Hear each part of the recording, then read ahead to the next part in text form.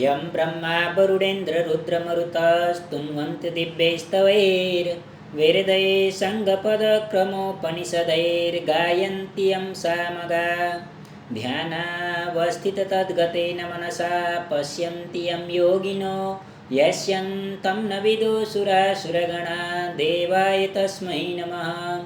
श्रीमच्चन्दनचर्चितो जुलवपो शुक्लंदरमल्लिका मालालङ्कृतकुण्डला प्रविलसन् मुक्तावधी शोभिता सर्वज्ञाननिदानपुस्तकधरा रुद्राक्षमालाकरा वाग्देवी वदनम्बुजे वसतु मे त्रैलोक्यमाता चिरं मुखं करोति वाचालं पङ्गुं लङ्घयते गिरिं यत्कृपातमहं वन्दे परमानन्दमाधवं। नमो भगवते तस्मै व्यासायामिततेजसे यस्य प्रसादवच्यामि नारायणकथामिमं। नारायणं नमस्कृत्य नरं चैव नरोत्तमं देवीं सरस्वतीं व्यासं ततो जयमुदीरये। हरे नमः। बोले श्री स्वस्थानी ब्रह्मश्री को जय।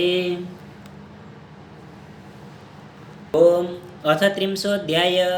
कुमारजी आज्ञा गर्नुहुन्छ हे अगस्त्य मुनि, तिमी ध्यानपूर्वक सुन। त्यसपछि चन्द्रवतीले गोमारानी र आफ्ना पति नवराज राजालाई प्रणाम गरिन् र नवराजले सम्मान साथ बसालेर चन्द्रवतीलाई सोधे, हे स्त्री, मैले तिम्रो मुख नदेखेको आज यतिका वर्ष भइसक्यो। फेरि तिमीलाई ल्याउन भनी डोलेहरू पठाएको थिएँ, ती डोले पनि आजसम्म फर्केर यहाँ आएनन्। तिमीले पनि आउन धेरै विलम्ब गर्यौ। म राजा भएको तिमीले थाहा पाइनौ के? मैले त राज्यको कार्यभारले तिमीलाई बिर्सिराखेको थिएँ।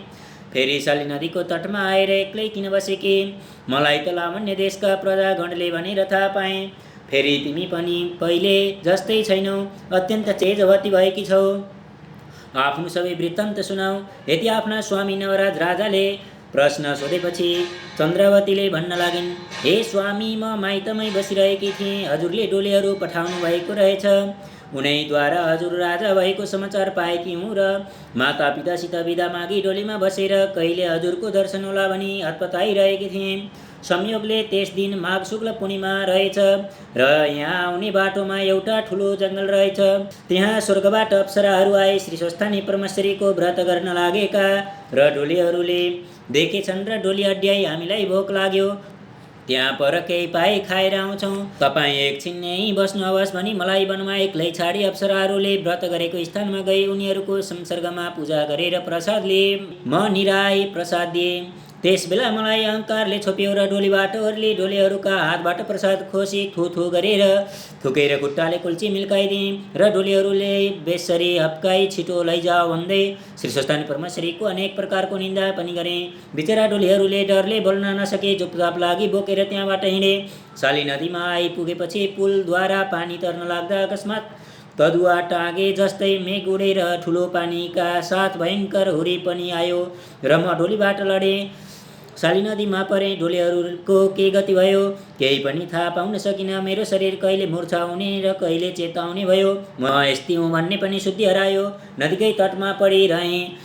निकै दिनपछि कपिल नामका 2 ब्राह्मण त्यतैबाट आए। मैले कहाँ जान लागेका भनी सोधेँ र तिनले राजाको ब्राह्मण भोजनमा जान लागेका भनेपछि मैले त्यसो भए मलाई पनि केही मागेर ल्याइदेऊ भने। तिनीहरू भोजन गरेर घर फर्कन लाग्दा फेरि आएर, हे पापिनी, तेरो निम्ति हामीले लज्जित हुनु पर्यो। तेरो नाम लिन साथ राजाको भण्डार नै सुक्यो। रानीलाई खाजन भनेर पकाइराखेको भात रहेछ, त्यहीँ ल्याइदिएका छौँ भनी मलाई पातमा भात दिए। भोकले आत्तिरहेकी हुनाले मुख पनि नधोई खान तयार भएँ। त्यो देखेर ती ब्राह्मणहरूले भने, हे पापिनी, यस्तो अवस्थामा परेर पनि तँलाई धर्मको चेष्टा रहेनछ। तेरो अवस्था देखेर हामीलाई दया लाग्यो। मुख धोएर खा अनि स्वस्थानी परमेश्वरीको व्रत गर, तेरो समस्त पाप रोग नाश हुनेछ भनी ती ब्राह्मणहरू घर गए। अनि म मुख धुन शाली नदीमा जाँदा नदीको जल सुक्दै गयो। त्यो देखेर म माथि आए। मुख नधोएरै खान तयार भएँ र भात खरानी भयो। खरानी पनि खान खोज्दा ठुलो होरी आएर उडाइलग्यो। अनि म नाना तरहको शोक गरी रोइ कराई भोक प्यास सहेर ठुलो कष्टले दिन काटिरहेँ। त्यही क्रमले रहँदा बस्दा पुष शुक्ल पूर्णिमा आयो र स्वर्गबाट स्वस्थानी परमेश्वरीको व्रत आरम्भ गर्न अप्सराहरू शाली नदीमा आएर मैले देखेँ अनि 4 हात पाउ टेकेर गई, तिमीहरू को हौ, केही खानेकुरा भई मलाई देऊ, पुण्य होला, म के पापले यस्ती भएँ भन्दा उनीहरूले भने, हामी इन्द्रका अप्सराहरू हौँ, श्री स्वस्थानी परमेश्वरीको व्रत आरम्भ गर्न यहाँ साली नदीमा स्नान गर्न आएका हौँ। हे पापिनी, तेरो अवस्था देख्दा हामीलाई दया लाग्यो, त श्री स्वस्थानी परमेश्वरीको व्रत गर, त्यसैको प्रभावले तेरा सारा पाप नाश होला र यो दुःखको सिन्धुबाट पार होलिस्। अनि मैले भने, म यस्तो स्थितिमा परे कि पापिनीले त्यो व्रत कसरी गर्नेछु, सामग्री कोदेला के चाहिन्छ। मेरो कुरा सुनि तिनीहरूले व्रतविधि बधाई स्वर्ग गए।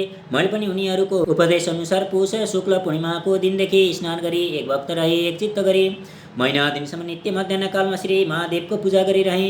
महिना दिन भयो र माघ शुक्ल पूर्णिमाको दिन आयो र श्री स्वस्थानी परमेश्वरीको व्रत पूर्ण गर्न अप्सराहरू फेरि त्यहीँ आए। हे स्वामी, महिना दिनमै श्री स्वस्थानी परमेश्वरीको व्रतको प्रभावले मेरो कुष्ठरोग पनि निको भयो, हात खुट्टा पनि पहिले जस्तै भएर अप्सराहरूसित भने, हे अप्सरा हो, तिमीहरूको उपदेशले पौष शुक्ल पूर्णिमादेखि व्रत आरम्भ गरेकी छु।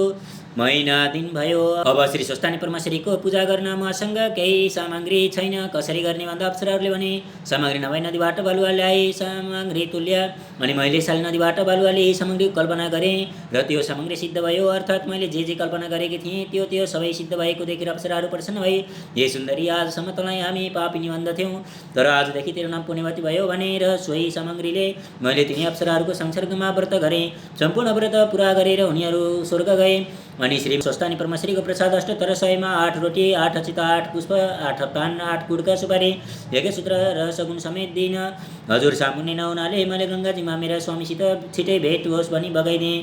प्रातःकाल भयो र साली नदीबाट स्नान गरेँ। माइत जान्छु भनी तयार भइसकेकी थिएँ र लोकहरू लिन आए। हे स्वामी, मैले श्री स्वस्थानी परमेश्वरीको अपमान र निन्दा गरेको हुनाले पापले त्यस्ती भएँ र फेरि उनै कृपाले र कपिल ब्राह्मण एवं अप्सराहरूको उपदेशले म यस्ती भएर आज हजुरको सामु दर्शन गर्न पाएँ।